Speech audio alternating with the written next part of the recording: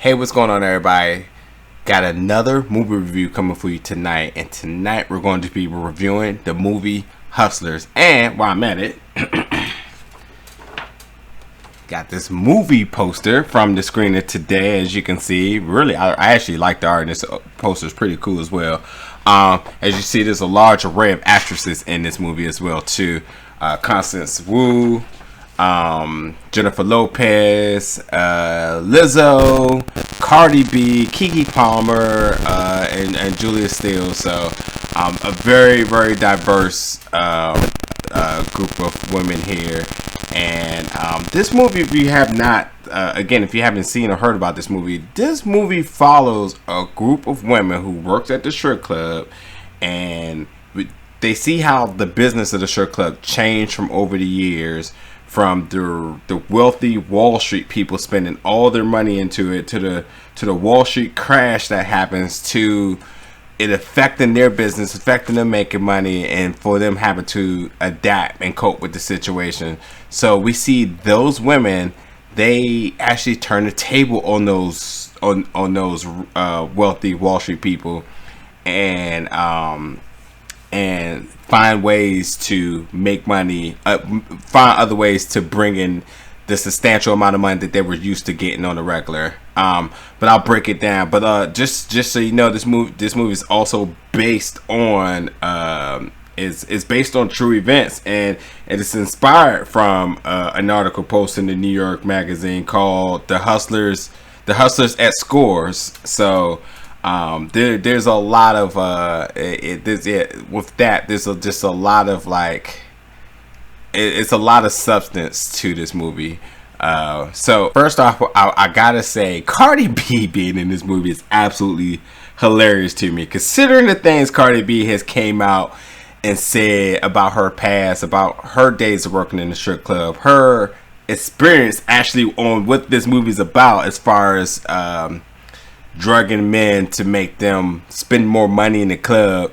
It's well fitting that she's in it, but what I think is interesting as well too, she's not really part of that core crew that gets into the griminess of the business that's going on here. But I like when you talk about casting, it did not get no better than that, because it's legit somebody who lived this life.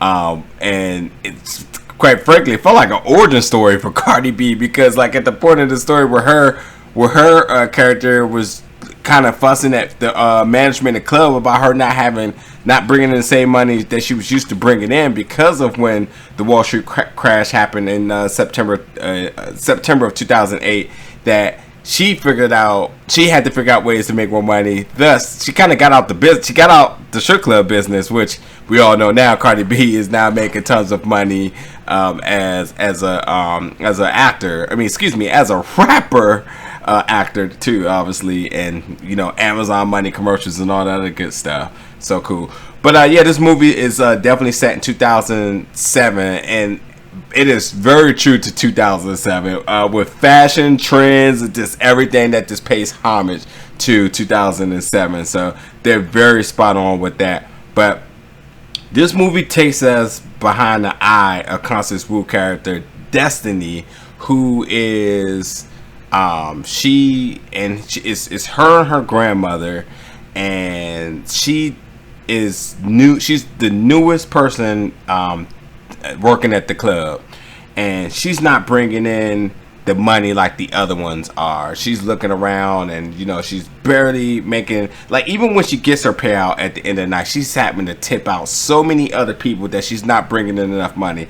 And her motivation is to bring in enough money to support her grandma. And because her mom isn't there, her grandma's the one there for her, and she wants to be able to make a good living and just support her grandma. And even in the beginning of the movie, when she's only bringing in a few dollars, that you see her in the purest form being selfless to give her last dollars to her grandma. So we see her trying to figure out how's this strip club thing going to work for her, because it's not looking good, because she's not bringing in the type of money like she see the others. However, she sees and she sees J-Lo's character in Ramona Vega, who is obviously the alpha in the club. The regulars look for her. Mom, as they call it. Mom is the female backstage manager for all of the dancers. But everyone respects Ramona. She's the alpha, clearly. Like I said, the regular spends all their money. She has all the nicest, like, she has the nice stilettos. She has the mink. She's just that person. You can see the dominance and the presence she brings when she's in the club. And it did not take Destiny long to figure it out. And she instantly goes to her and is like, what can I do to be like you? And they form sort of a mentor-mentee type of relationship where Ramona's like, hey, look, I'll take you under and I'm going to help you become a better person. And Ramona's character is strictly about like her money and the business. However, out of nowhere, these two bond a really good relationship. It's unexpected because Ramona has not traditionally had these type of relationships with people. She's just there to make her money and to roll out. Business was business, but now that she's had somebody like Destiny who's so keen to her, they just gravitate and they got this sisterhood that just means so much to the two of them, and we see them go through so much together. And even we know when we're talking about money, there's challenges, there's greed, and so much, but we see this sisterhood with this story. We follow this sisterhood go through all types of ups and downs. A couple of things I want to point out too. Cardi B and J-Lo has a moment dance with each other, absolutely steamy hot, like, man, like, first of all, and also too, goddamn, J-Lo does not age. I mean, geez, she looks amazing still.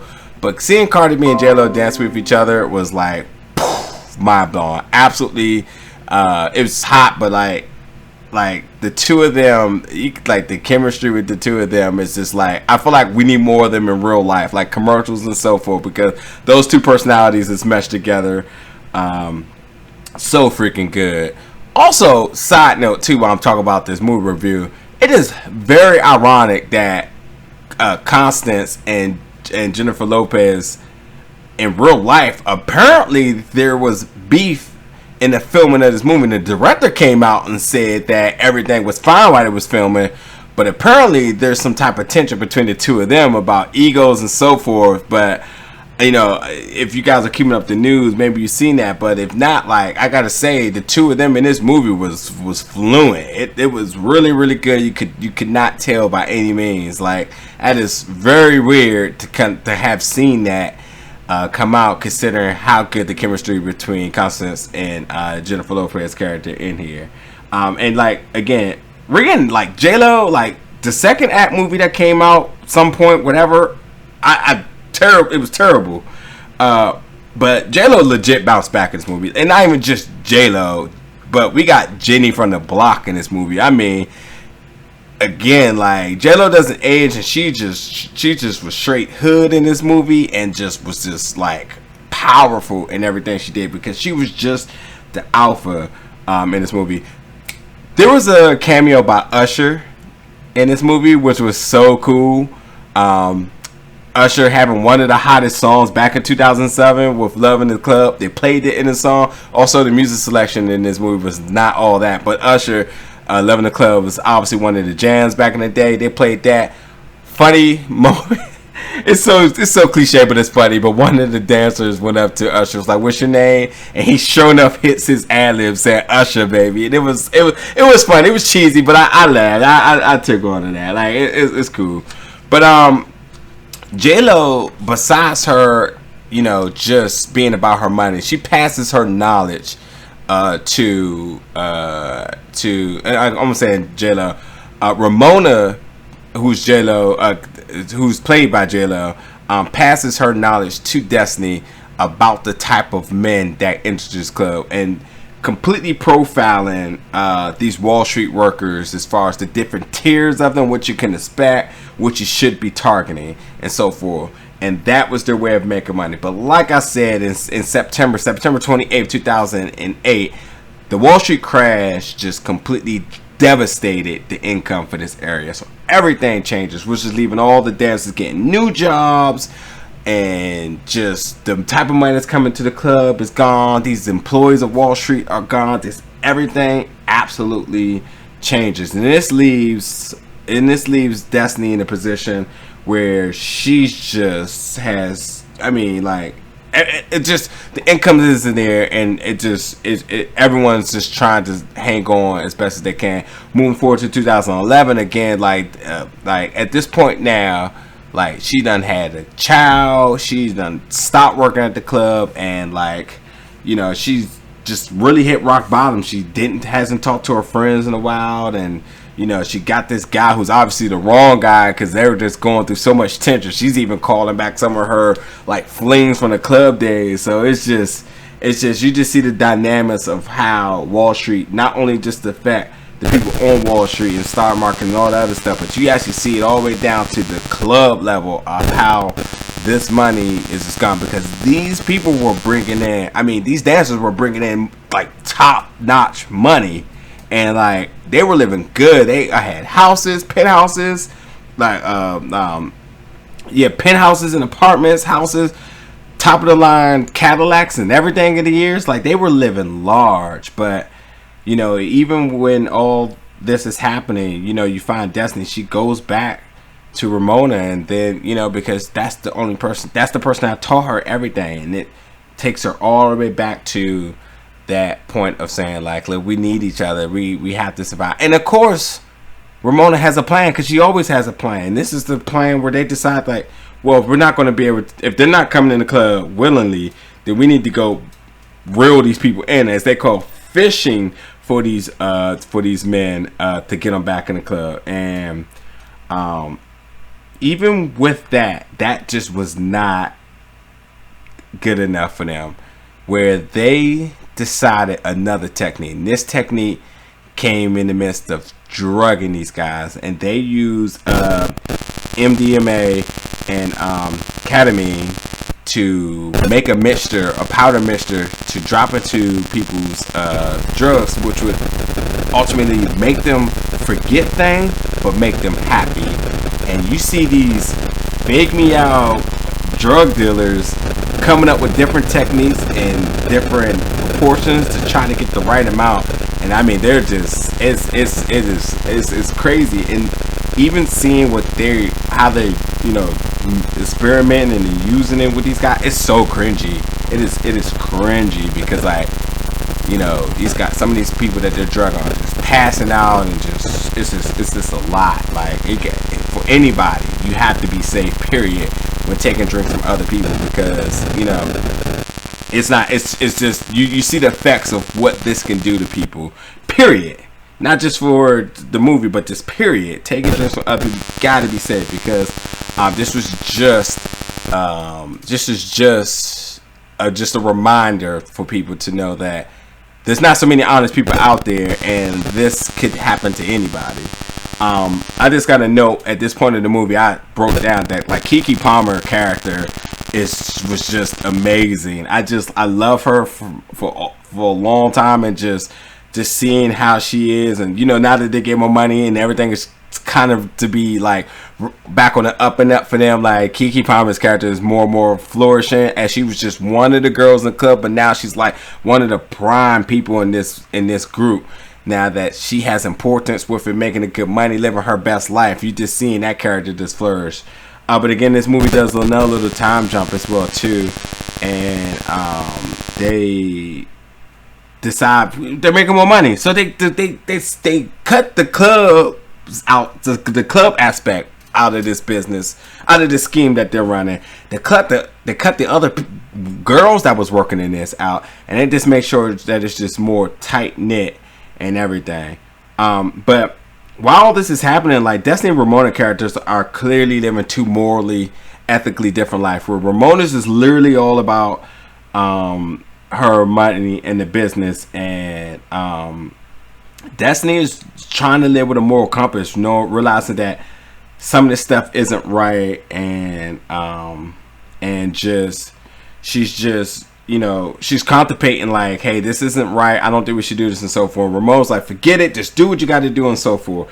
Enters a guy named Doug who they get, and Doug was already at rock bottom, going through a divorce, losing his job and so forth. And Doug kind of like, hey, you guys, I just want to get my money back after they done got him for every little dollar that they had. And Ramona's like, forget him, and Destiny's just sympathizing for him. It's like, I'm sorry, she's trying to figure out a way. That puts a tension between the two of these alpha women now, because at this point now, Destiny doesn't know so much more of the business that she's even respected.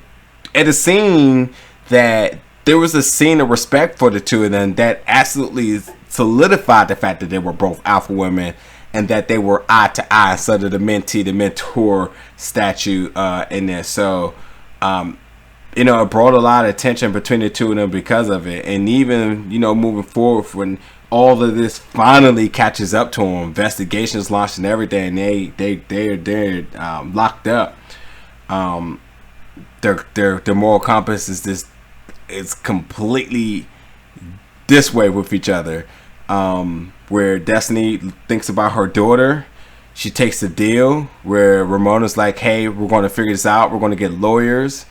And, ultimately they got different sentences, and that was pretty much the demise of their friendship. But, moving forward, like, one of the big things that Ramona was saying, J-Lo's character was saying in this movie, is that motherhood is a mental illness. And I really listen to a lot of crowds like gasp when they say that. And that's a really deep statement, man, because in the sense of saying motherhood is a mental illness, because a mother is willing to do anything to protect their own children. And, we see that play into the part of Destiny's character, where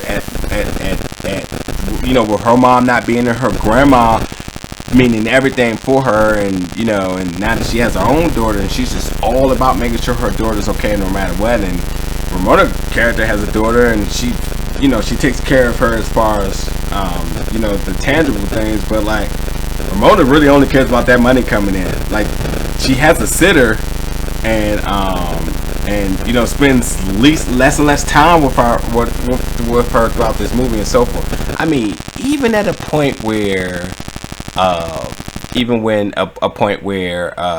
Destiny loses her grandma and she's grieving, Ramona's like, well, you could stay with me, but I do got some business tonight if you want to make some money. Like, damn, she just lost her grandma. You're just thinking about the money again. It's just crazy. But to kind of wrap this up now, one of the longest reviews I've done in a while, you just see that Destiny just really missed the sisterhood between the two of them. And although after all this and the sentencing happened, like, you can look all this stuff up, since again it's based on a true story, and just one key element I'm gonna bring up real quick. Well, through all this happening, she just really missed the sisterhood. She really missed not talking to Ramona, and even through the ups and downs, like, she was just there for her. And you see her reminisce on a lot of the things they've done together in the past, and she's just legit she's sad. She hasn't talked to her friend in so long. She just, her ego has not allowed her to call her. Who knows what their relationship is now? But you just definitely see how that pays a toll on her towards the end of this movie. Throughout the credits, there's no mid credits, but there's some video footage happening through the credits, so make sure you stay towards that. But the most important thing that this was happening in this movie that I felt to bring up is that Elizabeth, who's a newspaper journalist, who's doing the video recording session of this, as she's recording each of the persons of interest, primarily Destiny, you hear her kind of question, and kind of the two of them kind of narrate the different things that's happening in the past, as she's gathering more and more information about this thing in order to obviously write the article for the newspaper company, for the New York Magazine.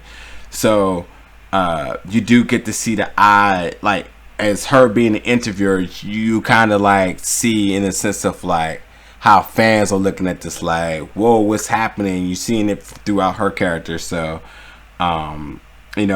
even Elizabeth, and it's weird because the Elizabeth, the person that's interviewing, you're not sure if she's a therapist, a fed, or what, because she's just sitting there and she's getting so much information in detail that you just don't really know how that's going to play out. But it really brought a really drastic dynamic to Destiny, because it's like it's almost applying a second consciousness for that character.